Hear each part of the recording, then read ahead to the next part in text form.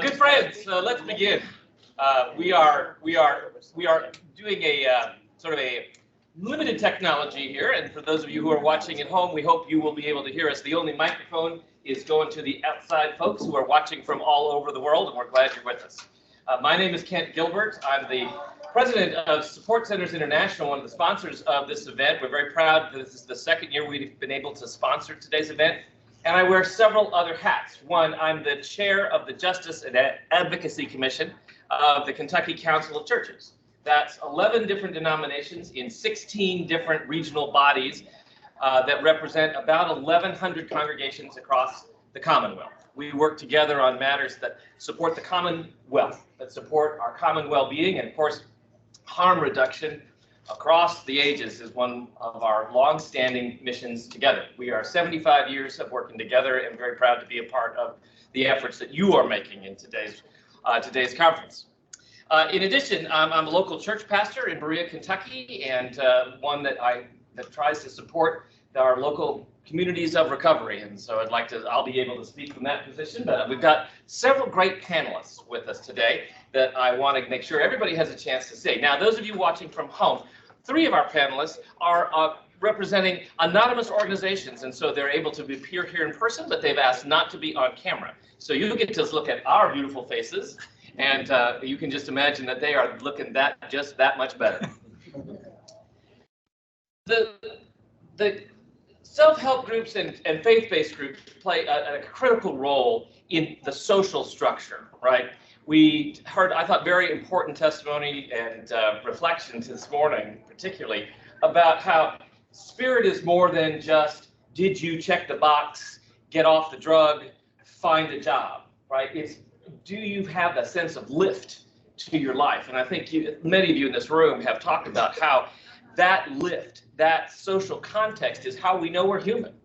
So it's not just about what support can we give as either faith-based or community. It's about being where we live, that our friends and family, our family members, those are our family who are in recovery, those who are needing to be in recovery, they also have to have the support structure underneath so that recovery is worth it. I think one of the things that several of our speakers have talked about today, and maybe you all would affirm, is that until such time as the life that is possible is better than the despair that you are currently maintaining, it's really hard to get that lift. And I think that whether it be purely social, or whether it have a spiritual component, or whether it have a spiritual with a capital S in terms of a faith tradition, or if it's spiritual just in the sense of connecting you to what gives you life, we have an opportunity, and I hope a responsibility to help get that there. So let me introduce some of our panelists.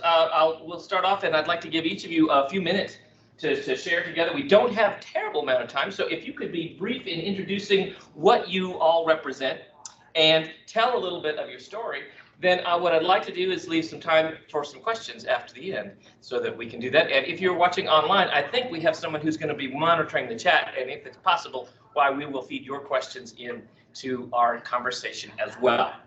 Let me start with Tessa Turner. Tessa, introduce yourself and tell us a little bit about the perspective you have. All right, good afternoon, everyone. I am Tessa Turner. I am the Special Populations Project Manager at EKCEP, Eastern Kentucky Concentrated Employment Program. I manage our SITE program, Strategic Initiative for Transformational Employment, which is a recovery program. It's a statewide program. I also manage our Kentucky ERN, our Employer Resource Network, and our IPS program, which is an OBR program for people with disability to help them get into the workforce. So basically for us, every program that we provide at EKCEP is about helping people gain and maintain sustainable employment. And when we were writing the grant for our recovery program, in doing some research, what was found was that next to a stay in a long-term residential treatment facility, employment was the second underlying factor that helped people maintain their recovery. Because let's be honest, if you can't work and you can't sustain yourselves, then everything else kind of falls to the wayside. And I have staff. I have about 18 staff across the state. They cover every county in the state of Kentucky. And the big thing, and I think the reason I'm included in this group is we may not be a community, self-help religious organization right now, but we work with individuals. We meet them where they are. So, we go to the rebound centers, we go to the NAs and the AAs, we go to the churches, we go, wherever people are that need our help, we go there. We meet them where they are. We help them develop that individualized career plan. We help make connections to other types of resources if they need things that we do not provide. We're kind of that liaison. But our main focus is to work with them one-on-one and help them find something meaningful, something sustainable, not just a job. And 90% of the people that we meet the first time, say, I just have to have a job. I just gotta have a job. Gotta pay my electric bill. I just have to have a job. And we say, okay, and we help people get transitional jobs. That's what we call them. We're for that short term, gotta get some money coming in. But let's talk about, where are you skilled? Where do your interests lie? What do you do when you're having a terrible day? What do you do when you're having a great day?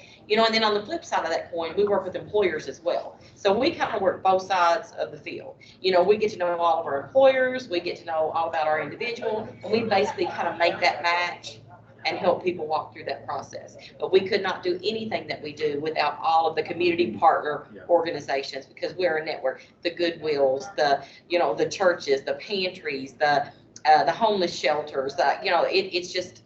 And that's kind of how we work. We have an individual in this area. They connect themselves with everything else in that area, and we help that individual in every way possible. Thank you. Does your job come with a dictionary? Because there's a lot of TLAs.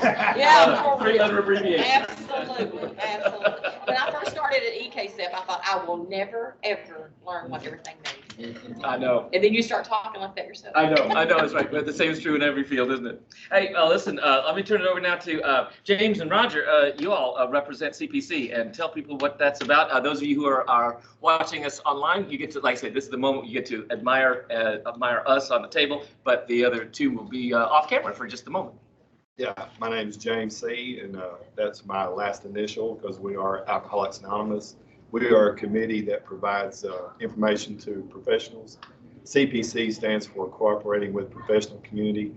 And Roger was our previous delegate over Area 26. That's the state of Kentucky. And maybe a few little entities outside across the borders. But Roger has a lot of experience in working with our General Service Office in New York and across the other parts of the world as well. So that's my spill on what we do. And Roger has a lot more information too as well. Way to pass the buck. I know. You did that great. That was very nice. Thank you. So my name is Roger. I'm a member of Alcoholics Anonymous, and that's what we're here for, to share AA as a resource to professionals who will encounter people with a drinking problem. That's the people I've met. I imagine if you're at this conference, you are in a professional who will or has encountered people with a drinking problem that might need help. And so we are a one-trick pony. That's by design. We have one single purpose. We help people not drink. That's what they did for me. I came into Alcoholics Anonymous. Well, I came to my first meeting as a 17-year-old kid. Looked very different than I do today, in a long 15-passenger van that you might be familiar with, that they just dropped me off at this place. And this place was enthusiastic and exciting. It was a large young people's group. Where else would God send a 17-year-old punk with a bad attitude that it might work, it might stick? And so that enthusiasm, I saw that immediately. What you just talked about is like, there's something better than I got here. But I certainly at that point in my life was not willing to go to any lengths to get it. It looked nice, it looked fun, but it's not for me. That treatment experience, I left with, thanks for all the information. Armed with this self-knowledge, I'm going to go prove that I am not really a problem drinker or problem anything. So, but the enthusiasm was there, and I can relate to that. What we do, and this has been terrific for me because I've been networking as well, because Alcoholics Anonymous does one thing and they do one, that's it. They do that one thing, they do it really good, as Dr. Mooney talked about in his talk. The 12 steps really work. I chuckle when people say there's not any evidence There's no science to prove that. And I read a headline that said just that the same day that I went to the international convention in Atlanta, Georgia, and had an AA meeting in the stadium with 50,000 sober alcoholics, and thought, gosh, good thing there's no evidence. Yeah. This works. So That was an amazing event. it's just been my experience, right? But I have networked with you because in my community, if I work with somebody who needs help, they probably need help doing something, housing or jobs or detox centers and treatment. I need to be familiar individually with that work in my community so that I can help them. Like, we don't do that. We'll help you not drink, but let me show you where you can get some help for that other thing. And so that's really been helpful to me. But really, our whole thing, I've been doing a lot of demonstrations about a thing called the Meeting Guide app. So you can download this app that it still might be wrong, but it's going to be more right than your 2-year-old meeting schedule of your community. Right. That we move around a lot, things change. I'm sad to say that I know that there's not an Alcoholics Anonymous group in every county in the state. And I think that's unfortunate. There's nothing we can do to church plant or, some people have come by and talked to us about that. There's nothing we can do to help start a meeting in your community. What that's going to take is Alcoholics in Action to go carry the message and to make that opportunity for that seed to grow so that your community has that resource is the thing that I would say is like, be open to that, be a friend of AA. And I appreciate all the speakers here, particularly Dr. Mooney, who's a great friend of AA, and some of the people that I've met in my lifetime who are champions and recovery champions. And that's really why we're here, to help come get some resources. We got lots of literature. We have the little QR codes for the newsletter and for the app, which it's fed from your local central office or your state. So the information, if your meeting moves from here to here, they report that information through our service structure, and that gets updated in our database. And then that's real time on the app, which makes it a better resource for you than the 2-year-old meeting schedule of the guy that you met at this thing last year or whatever. So, and also, I imagine it makes it a lot easier for those of us who are looking to refer folks.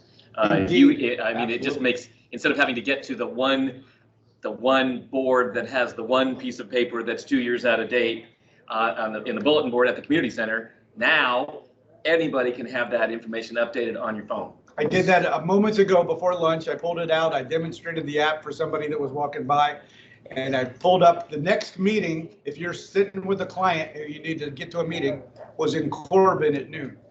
And so it had the address, directions, and he could refer him or her to the right place. If you're looking for a special purpose meeting, a men's meeting, a young people's meeting, a gay meeting, that if they put that in the app, as that's their purpose, then that's available. Sometimes there's still a little camera there that says this is a Zoom meeting, and you can get to a Zoom meeting and you don't have to leave your house. That's the thing about the meetings. Meetings, drinking is a very lonely business. And when you have a meeting, it's a non-religious thing, but there is a mention of a higher power. God is, for some of us. There is a social aspect that happens when two alcoholics comes together and they speak the same language of the heart. How did you get sober? And what did you do to stay sober? So there's something spiritual in nature that happens when two people get together and talk about how to stay sober. And that's what our founders found out back in 1935.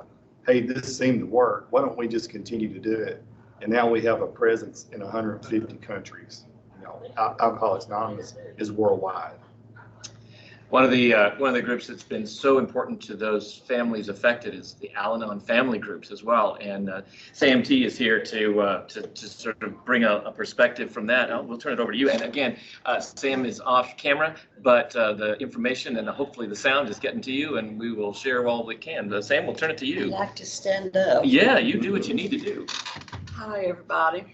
I am Sam T. Now you got to use your teacher voice because, you know, they got people sleeping in the back of the room. You got to wake them up. I'll try my best. Now, last year when I was here, I had a spotter back there, and she gave me the sign when it got time for me to shut up. So I needed that. And Maureen's back here today, so I probably need a sign. Because if you all have witnessed me today, you know I'm kind of gabby. I've walked around met a lot of you. So, but Al-Anon is a 12-step recovery program for families and friends of alcoholics. We are a spiritual program. We work the 12 steps of Alcoholics Anonymous, and we have the same traditions of Alcoholics Anonymous, except for one word. We don't reach out to alcoholics like the tradition says, but we're there for the families and friends of alcoholics. And we find in our Corbin group, which I'm a grateful member of, and I find it a great privilege to get to be here today. And because in Al-Anon, one of our principles is that we don't promote Al-Anon. It says in our principles that it's attraction and not promotion. But this is the only time that we get to promote Al-Anon. So I'm going to promote Al-Anon today. And if you have clients that they know nothing at all about Al-Anon, we would very much welcome a referral to our groups. And you can find us on internet as well, alanon.com. And Kentucky has a site where you can go and find where all of our meetings are. We have 2 meetings in Corbin. And right now, when people come to us, unlike in AA, they get there and they know that they need AA. It's this or die usually, you know. When the families come to us, there's nothing wrong with them. The problem is in the other room. And so we have the challenge of telling them, first thing we tell them is the 3 C's. You didn't cause this, you can't cure it, and you can't control it. Well, that's news to the family's ears because they thought they caused it because he said they did. They thought they could control it because they tried everything to control it. They tried scrambling his eggs just right and he wants them fried. They try being sunny and pleasant and she wants you to raise a little HELL so she can have excuse to drink. And so those of us in Al-Anon, we know a whole lot about being the excuse that he or she drinks because blame is a wonderful thing and they really need it so that they can get ready to go out there and have their next drink. And so in Al-Anon, we tell them that they didn't cause it. It's news. And they can't control it. Well, that's news because they try. And so other than that, we tell them in Al-Anon that you may not like all of us, but you will come to love us in a very special way, the same way we already love you. And that's very important for us in our groups is that when the newcomers come, that's why we want you to send them to us, because when they come, they're the most important meeting in the room, the person in the room, because we go back and remember the time when we first came to Al-Anon and nothing made any sense. I was working for Comp Care a long time ago, back in the 80s, when if you worked for Comp Care, you had to go to an Al-Anon meeting because you was working with alcoholics, you know. And I remember some of the people that I met there in Al-Anon, but that was professional stuff. The other stuff, the real stuff, the reason I needed to be Al-Anon more than anything was because he was at home and he drank too much. And I loved him too much and he didn't love me near enough. And we are always amazed and blessed when people come to our rooms and we connect with them in that we know what it's like to have that person that loves their alcohol more than they love us. And that addict that would rather he would do anything for that next fix. And we don't know that person anymore after their addiction goes on for so long. And so you send people to us in Al-Anon, and like I say, I've been there for 100 years, really, not really, about 35, but just seems like 100 sometimes. But you will find love. Your people, when they come to us, they will find love and they will find camaraderie. Tell you a real quick story. There's a lady, we meet in Corbin on Tuesday night at 6 o'clock at St. John's Church. And when somebody is looking for Al-Anon, they'll call the church because it's in the newspaper. And Jeff at the church, he calls me, and then I get to tell him when and where and talk to him. And had this lady about 3 or 4 months ago, she called and wanted to know, and we told her where we was at. And so she came that night, and she started coming, and she, typical Al-Anon, she had it bad. She'd been to AA and tried to get AA to come and fix her son, and they wouldn't do it. And she'd been all over the place trying to get somebody to come fix her son. He's 40 years old and he drinks all the time, and she just tried everything. She came to the Al-Anon meetings and she sat there, and in the big book of AA, which I love so much, I love alcoholics, I love AA, it says that when the student is ready, that the teacher will appear. Well, this was a student, and she's 70 years old, but she was a student and she was ready. And she sat there and she listened to everything that we shared with her. And she hadn't been coming but maybe 3 weeks. And she went over to her house one day where her alcoholic son lived, and he's 40 years old, but he had painted the interior of her house with spray paint. And she had one of the real old houses in Corbin that had this footed bathtub in it, and it was just real old stuff. And she'd moved off and left him living there because he couldn't live with him anymore. And she came in that day, and he had spray painted the whole house, and he had spray painted it red, white, and black. And her footed bathtub, he had spray painted it black. And you know, she told us when she came to meeting what would have happened had she not been coming to Al-Anon for like 3 weeks, that she would have went in and she would have raised some kind of trouble for him. But what she did, she had heard enough because the student was ready. She looked at him and she said, "Are you hungry? Would you like for me to go get you something to eat?" That's completely contrary to what we ordinarily react. If you know anything about living with a drunk or an addict, you know sometimes they can really get under your skin. But she had a real good experience with that, and she's come ever since. And he calls her every Tuesday and he says, "Mom, are you going to that meeting?" And so she says, yes. He don't know what's happening, but something has happened to his mom, and he don't know what it is. And just last week, they had a person die that was close to them, and he stayed sober through it. And she called me 3 nights ago, and she said, he's been sober for 7 days now. And that was a real earmark for him. And so we see in our rooms, we see recovery in action. And not only are we able to be there for the families and the friends of alcoholics, we are able to love them and give them camaraderie and understanding until they're able to love themselves. And if you know, like I did, I lived with 2 alcoholics. There's both Marines, and one of them died and one of them wouldn't. It's a joke. Yeah.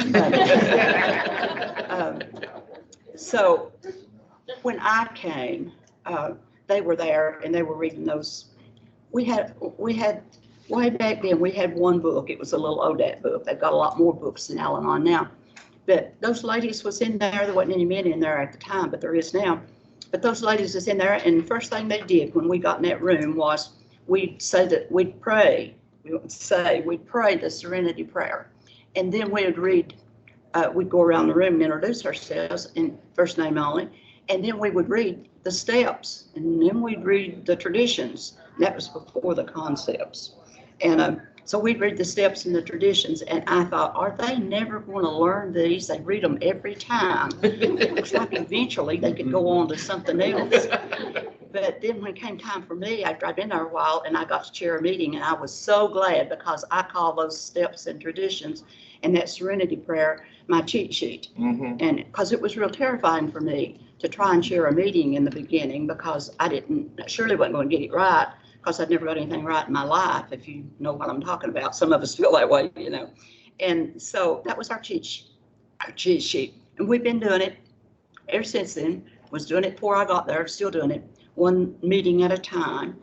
And so we encourage you to take some literature, and if you have an office or if you have an agency, whatever your contact is with alcoholics and drug addicts, put our posters up and let them know that they can find a meeting if they go online. Kentucky has a site where they tell where all the meetings in Kentucky's at, and just let them know that they will be welcomed and they will be loved. And I appreciate y'all listening to me, and I'm glad to see every one of you here that this is the best place in the world to come because everybody's so loving and kind, and it's just like, Thank you. so thank you and God bless. Thank you, Sam. Thank you. Well, natural segue, but before I turn it over to you, Dr. Mooney, some natural segues of what the panelists before me have said as a representative of the Christian churches, in not all of them, but many in the state, where lots of self-help groups meet, not just those working with addiction. But one of the things that has been a prime concern for the Kentucky Council of Churches, as well as those of us in local ministries, has been stigma reduction. Stigma and shame are toxic to the recovery process, right? And they are toxic to families. If you have somebody in your family who is suffering from toxic shame, that doesn't stay contained, just as any kind of illness affects everybody who's connected. That shame can really begin to affect the whole family system. And that has been a major concern of many of my colleagues and those of us who are sort of in the public policy and advocacy arena of the churches. We're trying to find ways that we can both empower agencies and organizations that have the power to do so, to sort of reduce that shame, but also empower all of us as individuals to find ways in our local communities, whether they be of faith or of social organizations, to simply begin to talk realistically about the level of this crisis. If you are in this room and if you are watching online, you already know that we have a problem. But for every one of us in this room, there are 30 or 40 people outside of this room who are wanting you to go away and not talk about it. And that is going to kill us, and it's going to kill our kids, and it may kill our parents. It's going to kill people we love and know. So one of the things that I am very fond of telling my congregation is that one of the best antiseptics I know of is sunlight. That sunlight is the antidote to shame. That there is a power to naming, and there is a power to simply talking out loud about that which everybody would rather not talk about at all. And if you have come from addicted systems, you know that secrecy gets to be a big part of that. How much you're using, who's affected, where'd you get it from, what happened to you when you did, what happened to you when you didn't. All of that turns out to be this one giant secret that feeds this shame engine. My tradition, which is out of the Christian faith, is not alone in this, but we have a lot to say about shame, and a lot of it is about grace. A lot of it is about reminding ourselves that none of us done it all right, and that we come from a perspective. The very foundation of the Christian faith is that of life and abundant life for all, right? That I came so that you might have life. Not to condemn, but so that all may have abundant life. By John 3:16, that's always on every football thing I've ever seen, but nobody quotes the whole thing. It's all about finding a way around that deep, deep shame into the life that's possible. Churches can do this in a lot of good ways, and I want to just say some of the ways that I've been preaching and been receiving and learning. One, if you are part of the faith community, invite your pastor, if you are not that person, to preach about this, to use the words addiction and to talk about recovery and to celebrate recovery moments in those ways that it is appropriate to do so. Even if you're not going to name anybody by name, talking about recovery as a thing out loud and in public will help make it real. If you are an addiction professional, if you are helping in recovery in some way, reach out to your local churches, because a lot of them may not know what's available. They also may not be yet fully apprised how to be on board.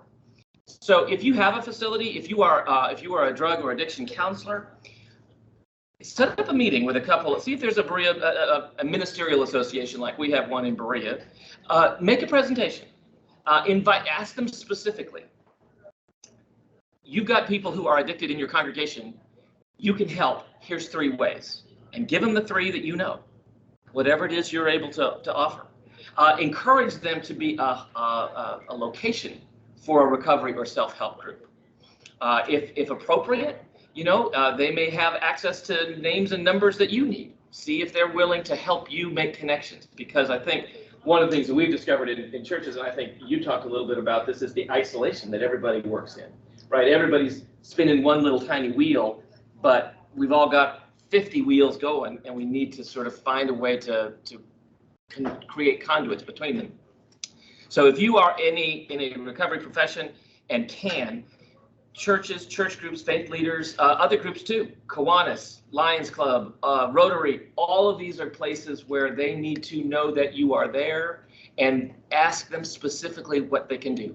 Talk about it. Ask Rotary members to see, hey, do you all know of what groups there are? Do you have the app for Al-Anon, NA? Do you have the websites? Hand them a list, because every person you come in contact with is a potential resource to get them into something like the employment programs. Those folks, once they know about the problems, some of them own businesses. Some of them may be open to being partners in second chance employment. This is how we make those bridges. And it's also a way that we create a climate in which we reduce the shame and we reduce the silence, both of which are killing recovery and killing those who are seeking new life, right? These are the things. Finally, the thing that I want to celebrate with you is that when we come together like this, churches as well as organizations, we've been able to make some important strides in public policy. I am very fond of telling churches that if you keep your faith sequestered to the pew on Sunday morning, faith without works is nearly dead. It may not be useless. It certainly is a help to me to be in the company of those in prayer. But if I do not turn that prayer into action in loving ways, in compassionate change, in transformational attitudes and actions, we may not have capitalized on all that God's calling us to do. Now, one of the ways that you can do that, and this is irrespective of your religious perspective, is that when we come together in groups, we make better decisions generally. And so one of the things that I can celebrate with you is I work a lot with the Kentucky legislature advocating for those who are most vulnerable. And one of the things that we pushed this year, and it, fingers crossed, it came out with a 93-0 approval yesterday out of the Senate, which is to get fentanyl testing strips off of the controlled substance list, right? So one of the things we've been able to do is, this is everybody from small towns to big, is we can't test for fentanyl because the strip itself is classified as a regulated apparatus. That means that we can't test things coming out like the pot or the oxycodone or whatever other people are taking. We were able to do education as churches, as groups, as community-based leadership from addiction recovery stuff. And that, I think, God willing, knock on wood, by this time next week, we're hoping to have it on the governor's desk with similar approval from the Senate. That will make it safer. Narcan treatment will make things safer. Is it perfect? No. Do we love it? No. But do we want people to die? No. So that's another thing you can do. If you're part of a group, have your local health department come in and do a Narcan training. Get everybody a dose in their wallet or in their purse, on their person. Our Madison County, they will come to any group, any church, anybody. Get folks trained. And even if they don't want to, it will reduce that shame. It will break the silence. It makes it normative. So these are some of the things that I've been thinking of today, that as you've talked about how we support those who are actively seeking recovery and how we can support you all who are working so hard in the arena. I wonder what you're thinking of is you've had the long perspective. Community groups, faith groups, what's their role? I'm loving our discussion. I'm Al Mooney, and I'm a medical doctor, but I lived in my first 10 years as a child in an active alcoholic family, and my recovery started in our family in Kentucky when my dad was sentenced to go to Reedsville in Georgia, which is like the Cool Hand Loop version of prison in Georgia. And Judge Renfro, who was a friend I call him a friend of AA now, and I'm going to speak to that in a second. Judge Renfro said, Dr. John, your family has been medical doctors for, I know, 3 generations. It actually happened to be a couple before that. And yet here you are in my court as a criminal and a drug addict. I can't fathom you as a criminal. So instead of sentencing you to prison in Reedsville for your narcotic violation, which he confessed to 1, But when he needed more and more drugs, he just made up names. He had a medical license and printed prescription pads with his name on it. So he just made up names and cashed all he needed. It was pure stuff. And they convicted him of one. And Judge Renfro said, you know, I've arranged for you to go to Narco Farm, basically the U.S. Public Health Prison Hospital in Lexington. It doesn't even exist anymore, but Leona Helmsley was there for a while, if y'all remember that news. And anyways, he went there and joined, and this is kind of my template for the meeting we have here. He joined AA, Addicts Anonymous. There's no such thing as Addicts Anonymous now. It morphed over the decades into Narcotics Anonymous. But at that time, it was Addicts Anonymous. And an Alcoholics Anonymous member, just like these AA members have come here to an opiate meeting. Why would they do that? Well, Houston S. was an Alcoholics Anonymous member who called Bill Wilson and said, Bill, I've got a friend, and it wasn't my dad, it was another alcoholic who had turned addict. He said, I've got a friend from Florida, where I used to live, and now I'm in Frankfurt, and my friend is in Lexington in prison, and he needs our 12-step program, but he's in there for drugs. And I don't know whether it's okay for me to go into the prison or try to arrange to go into the prison and set up meetings. And Bill Wilson, you know, the founder of AA, said, Houston, I don't know that anybody's ever done that. Tell me how it works out. Good luck. He didn't say no, he went clear. If he can join AA if he's got a desire to stop drinking. Anybody in this room can. You don't have to. There's no bar of failure that you have to pass in AA. It's just a desire to stop drinking, which has always been interesting. And my dad, drinking wasn't near as glamorous as all the dope he took, but he joined Alcoholics Anonymous in narco in an institution for addicts, mostly from the streets of Harlem and San Francisco and hardcore drug places. And how a doctor from South Georgia, a surgeon, got there. Just one of those miracles of recovery that we have if you hang around long enough. And he never looked back. And even in his record, there's a book written by Bill Borchard, who died this past year. But the title is When Two Loves Collide, and it's about my family's recovery story. And a lot of my dad's medical records are published. And the doctors at Lexington were curious. They said, you know, most of the time we have an addict doctor who comes in here, they really want to go to the operating room and go to the clinics and be doctors here. And we let them because we're short-staffed medically. But this Dr. Mooney wants to be with all these drug addicts, most of them African-American from Harlem. And he kind of found his home there because it was the treatment for the disease that he had never had diagnosed. And it's just, and he came back home, and I think I told somebody earlier that just to hear him say, when I said, where have you been, Daddy? I've been lied to over and over again. Nobody wanted to tell me he was in mental institutions and then finally in prison. But he came back home and said, I've been in prison. Let me tell you about it. He said, we found some things that, and you know, he was a great AA member, but he was not very confident this was, I mean, you know, he was very suspicious about whether this would work. He didn't say he believed anything. He said, my way has not worked, and I know that. I was in prison for it. He said, but I'm told by some people who I really trust that if I work these 12 steps, that I've got a chance to have a better life and give that back to my family with a better life. And that's what we're going to do. And he was pretty assertive about that. That was November 1959. And recovery's been a part, and I was 11 years old when he got out of prison. And I'm proud to be 74 now and an old man myself. But, you know, that was kind of where it all started. And from that time on, I was fascinated by him coming home and telling me, and it was not it wasn't shameful. I didn't feel guilty. It was a burden off of me because as an 11-year-old, I knew I had heard the truth. And I didn't know what the heck was going on, but I knew I was not getting the truth.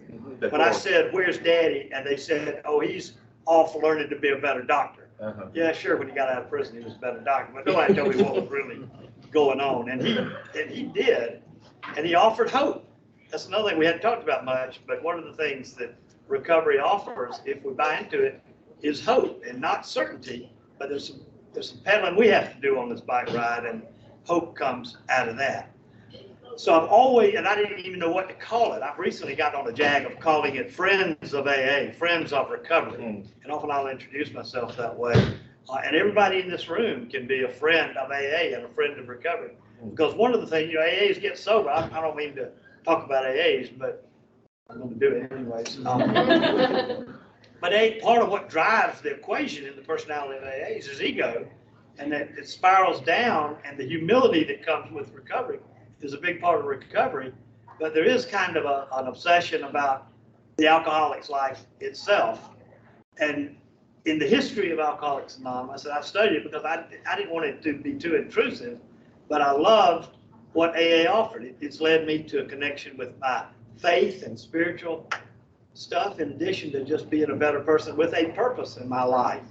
And when you get 74, if you're not there yet, when you get my age, you start thinking about dying, and you start wondering what somebody would like, what would somebody like to put on your tombstone? What's going to be left when I'm gone from this earth? And I'm pretty comfortable right now. I hope. I mean, I'm not planning on dropping dead. Thank you. This afternoon. Thank you. Especially in front of you. No, that's right. We got things to do today. But being a friend of AA is a really important part of my life.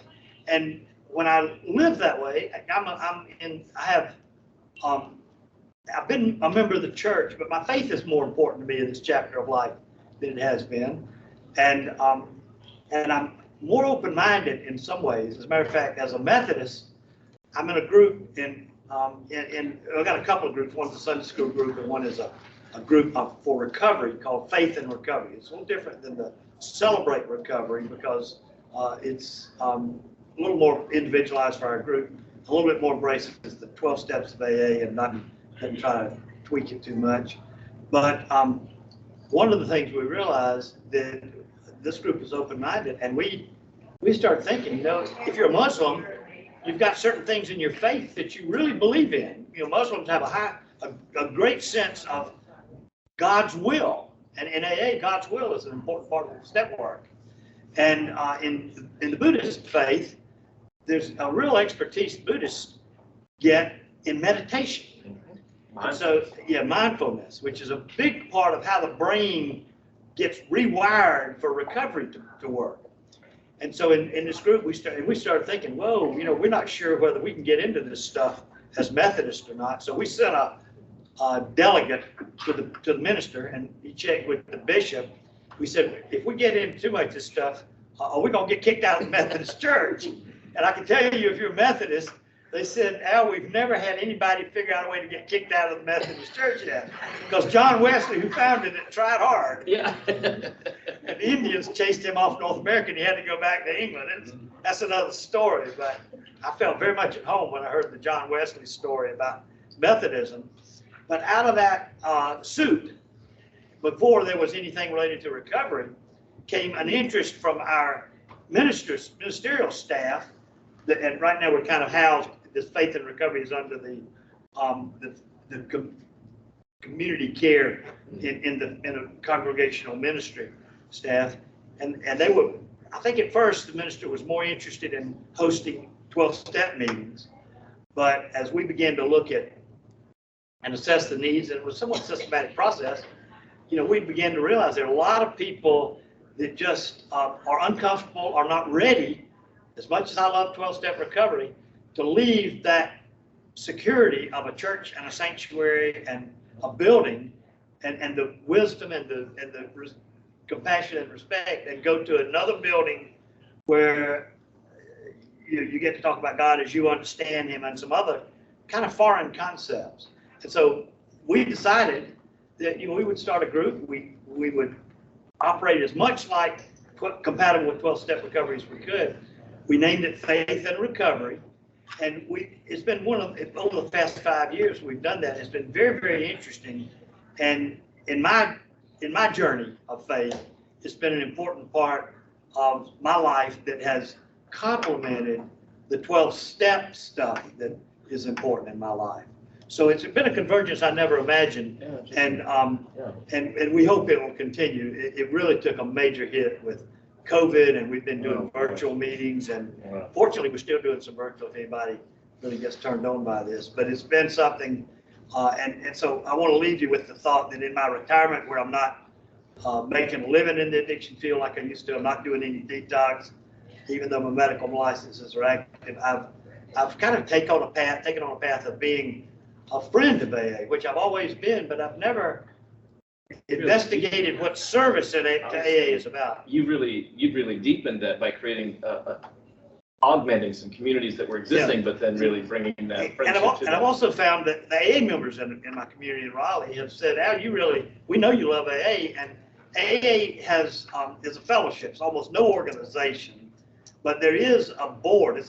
Technically, AA is incorporated in New York as a nonprofit organization with a board that's composed, that has no power except to do what the membership wants us to do.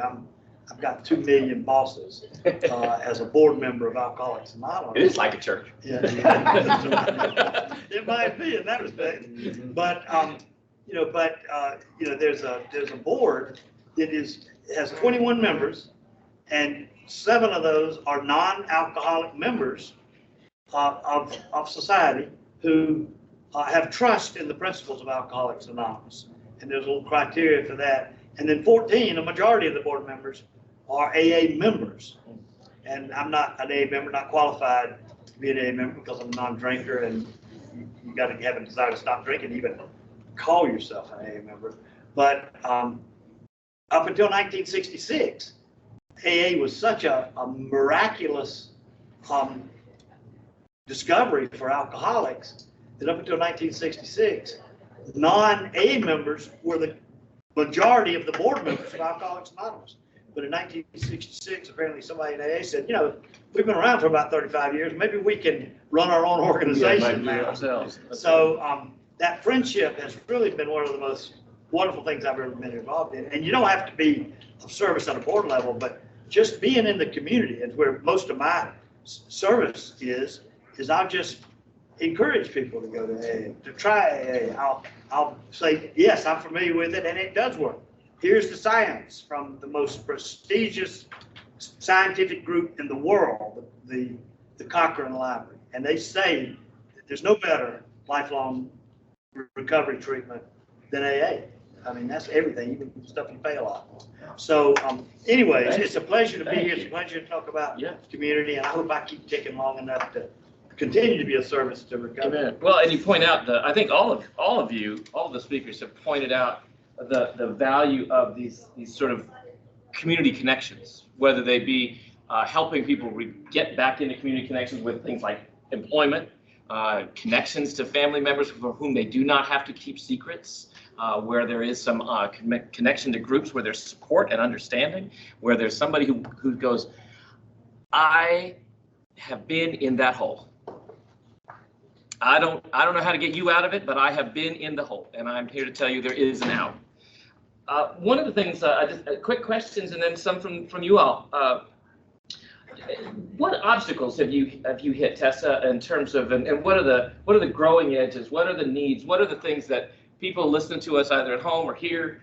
What could we do if there is something that would advance the work that you're trying to do to get people reconnected to gainful employment, retraining, habilitating, rehabilitating? Probably number one is still for us that we run into is housing. Housing is a biggie, because most of the time if people have been in addiction for an extended period of time, they've pretty much gone through everything. They have nothing. Transportation is huge, because to get to a meeting or get to a recovery center or get to a treatment facility or to get to, you have to have a way to get there. Stigma is huge, because my staff's job is to try to get them jobs.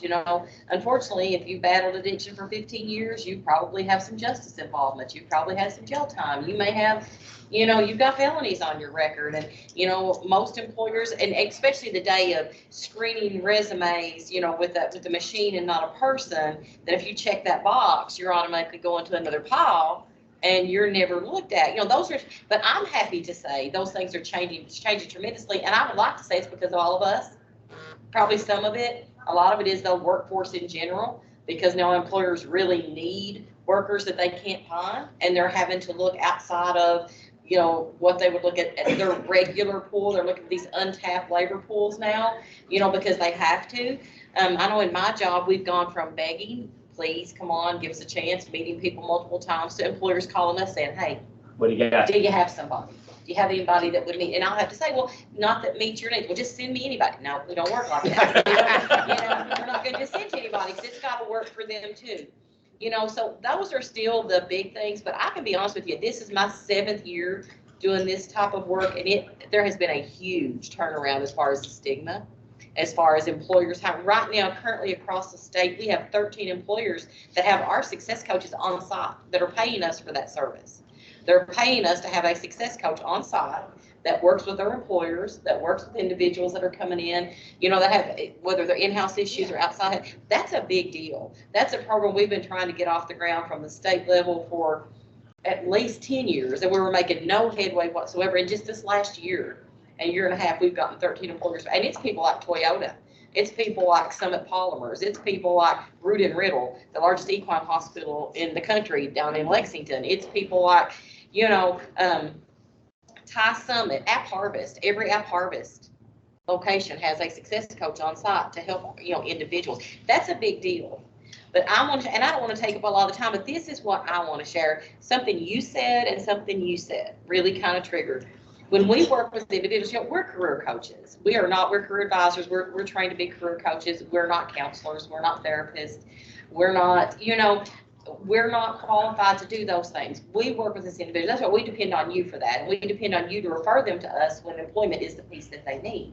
But when we sit down and we talk to someone and they say, wow, I had a guy to me said, that was my first hope shot. That was the first hope shot I ever got. Hope shot. And I thought, man, can I use that?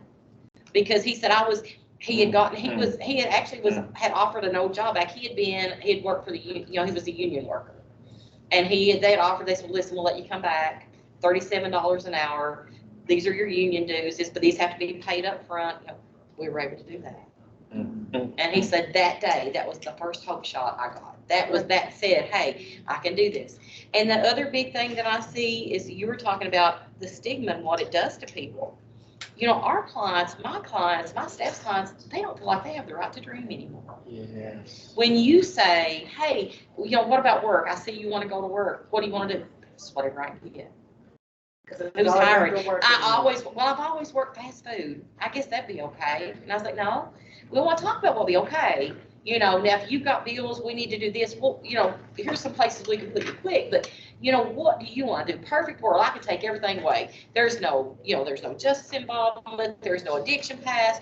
Where do you want to be? You know, and we start talking about things like that. And, you know, no, maybe we can't make it happen today, but let's make that transition job. Example. I'll give you one example and I'll be quiet. I had a young man, 22 years old, was referred by drug court.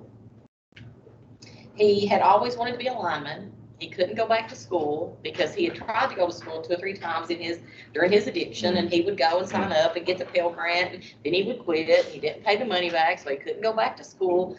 And I said, well, would you be willing to do a work experience? You know, if I could get an employer to hire you, would you be willing to work your way up? He said, absolutely. I got an employer that said, hey, we'll give him a chance. So I got the judge, drug court case manager, the employer, myself, and the client around the table. And we said, how can we make this work? Because you guys know with drug court, you got to be here on this day and here on that day, and you got to be random drug screen. You know, there's a lot. It's hard for people to work and meet those, you know, those right. So we sat around the table, and the judge said, well, I'll tell you what, I'll put everything on Friday. If you, the employer, I'll give them a Monday through Thursday schedule. And the employer said, I can do that. And then, the employer said, well, if they really have to have this, on his lunch break, he can go in the car and he can do a virtual. If that'll be okay with you, just I can handle that. So we negotiated an option for this young man to go to work. We did an OJT where we paid a portion of his salary, you know, while he went through the training stage. They hired him as a groundsman. They trained him to climb. Okay, he became a lineman when he passed their certification process. That young man is now he's a foreman for this company. He's still with this company. He's a foreman with this company. He has 2 trucks and 12 men that work under him. And I still get texts saying, Tessa, I never thought. Because I don't do that role anymore. I don't work with clients anymore. I had him say, he said, I just wanted to be a lineman. He said, I never imagined I would ever be anybody's boss. So they have to be able to still direct. People have to feel like they have the right to still be what they want to be. It doesn't matter how old they are. And that's something that organizations that they're talking about, having that. These are the ones we use: Celebrate Recovery, Recovery Community Centers, Rebound Centers, the Hub. You know, these are just, I was just making a list of places that we tell our people, go there.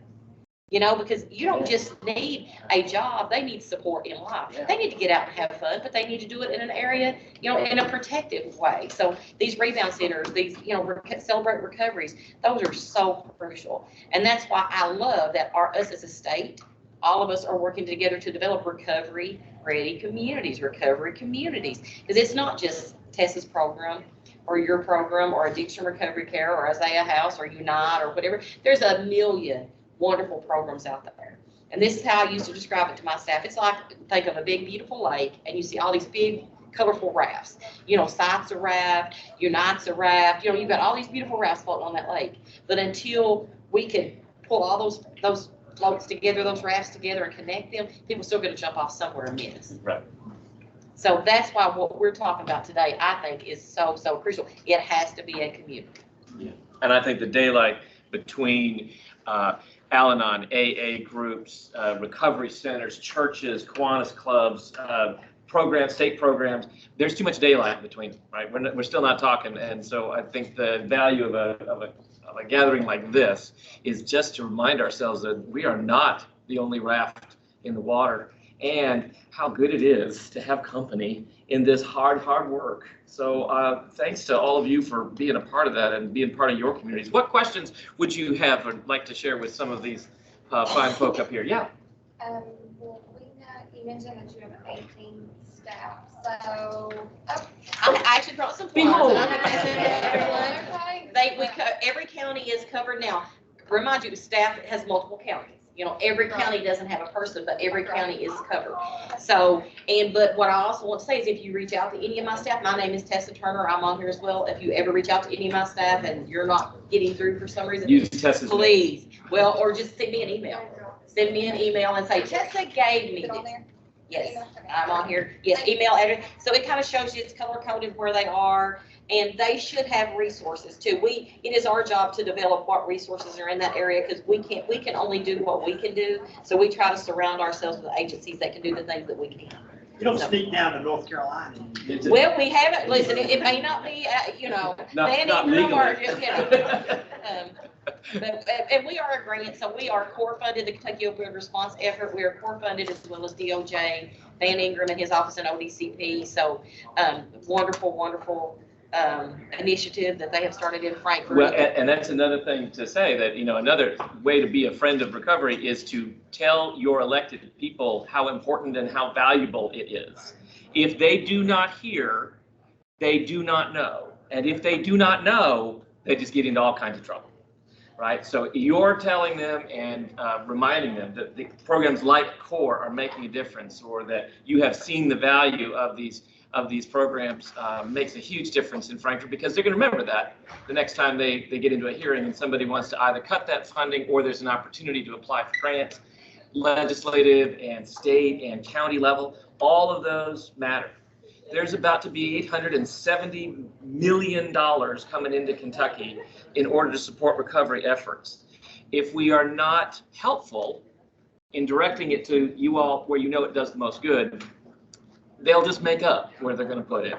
And that everybody apply for that, that's really not supporting the recovery. That's right. And there are ways in which, you know, ignorance is not bliss. It does not, without those of us on the ground who know the value and know how it can be best applied, that they're going to make it up, and it's going to go to big corporations and big companies that may or may not be active in your area, may not be doing the kind of work that's most valuable. Other questions? Somebody have? I didn't want to cut anybody off.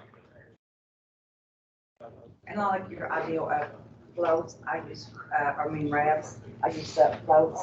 And what if I'm sinking? I said, that's okay, I'll throw you a float in, Do your lifeline. it'll hold you up for a little while, you know, That's until you exactly can get back up to that level, so. Because, you know, there's so much money and we don't want to see, and I love that my director, well, our former director, he retired and we just hired a new director, but you know, his vision was, we've got this money, I want this to go directly to, you know, I want this to go to the people. We don't want to pay admin costs for 12 organizations to provide this service. We're going to do it ourselves. We're going to take this money, we're getting it to the people. You know, because a lot of times there's a lot of money, it just doesn't always make it to the right place. How do I get, or, who's the one in Montgomery County, Mount Sterling? Montgomery, that would be Brittany Kegley and Dakota Bates. They'll be on here. Well, our time is running out, but I know that all these folks would love to talk more about you. Get the apps. Get familiar with Google, right? Google is your friend. Find out what the NAAA, Al-Anon, all those recovery groups are near you. Keep them close, keep them handy. Be ready to provide them to others. If you have the capacity, put them on a single page so people can get to that. Let's make sure that everybody gets what they need by all of us passing the word down the chain. I want to thank our panelists. You all, thank you for what you do. And Dr. Mooney, thank you for all your work and teaching us all how to be better friends. And Tessa, thank you for the hard work that you all bring in. Let's give our panelists a hand. And thanks to all of you who are watching online. We're very grateful you were with us. Our next thing begins in about 5 minutes, so just enough time to get a snack. And then I think it's, because you're probably starving. And we'll meet in the main room. Or in the, this is a remote plastic right here. Yeah, it's a lot cooler in here. I'd recommend it. Yes.